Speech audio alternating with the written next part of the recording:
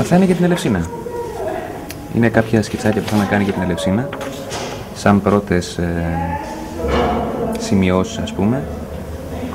Είναι η συσχέτιση της σκιάς με τον τόπο. Και εδώ είναι κάποιες πρώτες σκέψεις σχετικά με τη μνήμη του χώρου, της επαναφοράς κατά κάποιο τρόπο της ζωής που υπήρχε τότε, και όλα αυτά σε σχέση με τη συμβολική έννοια του σχίσματος, του σκοταδιού, της σκιάς και του φωτός. Αυτές είναι στην ουσία και οι έννοιες που μας απασχόλησαν, ας πούμε, οι λέξεις, έννοιες οι οποίες κατά κάποιο τρόπο γυρίζουν αιμονικά στο μυαλό μας όταν βρισκόμαστε σε αυτό το χώρο και τις οποίες σκοπεύουμε να βρούμε δηλαδή στην εγκατάστασή μας ως λέξεις οι οποίες εμφανίζονται σαν να ακολουθούν τον ρυθμό της σκέψης μας. Επί της ουσίας αυτή είναι προσπαθούμε να κάνουμε μια εγκατάσταση η οποία παίζει με τον ήχο και με το φως. Δηλαδή, προσπαθήσαμε μέσα από ήχους που βρήκαμε, που καταγράψαμε και επεξεργαστήκαμε, να προσδώσουμε λίγο όλη αυτή τη δυναμική που υπήρχε τότε μέσα σε αυτό το εργοστάσιο, ας πούμε.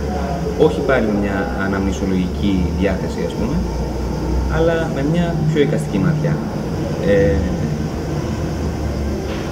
Αυτοί οι θόρυβοι, λοιπόν, μεμονωμένα θόρυβοι, όταν αρχίσαμε να τους μπλέκουμε ώστε να δημιουργηθεί αυτό που θέλουμε να κάνουμε, προσπαθήσαμε να έχουν και μία μουσικότητα.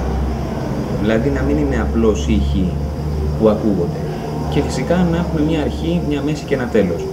Εδώ, ας πούμε, σαν να προβάλλουν τα παρέλια προς το κοινό, αυτά που έχουν να πούν, και εδώ, ας πούμε, από τη μεριά του κοινού είναι σαν να προβάλλει τις σκέψεις του κόσμου ακριβώς.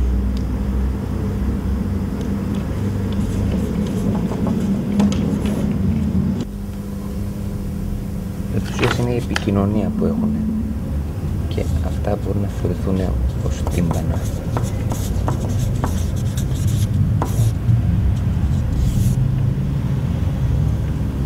Και ο ήχος.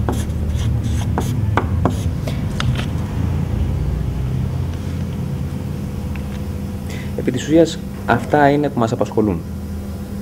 Ο ήχος, το φως, η αντίχηση, η βιομηχανία, η μέρα, η νύχτα, το φως, το σκοτάδι, το όριο, η αλληλεπίδραση κοινού και δρομένου, ο διάλογος, ο άξονας, το πέτασμα, το ηχητικό πέτασμα, το οπτικό πέτασμα. Αυτά είναι πράγματα που μας απασχολούν, είναι αρχιτεκτονικές έννοιες, αρχιτεκτονικά πράγματα και προσπαθούμε να τα εισάγουμε, να παίξουμε αυτές τις έννοιες μέσα σε ένα αρχιτεκτονικά δομημένο χώρο με μια διάθεση εικαστική, ας πούμε.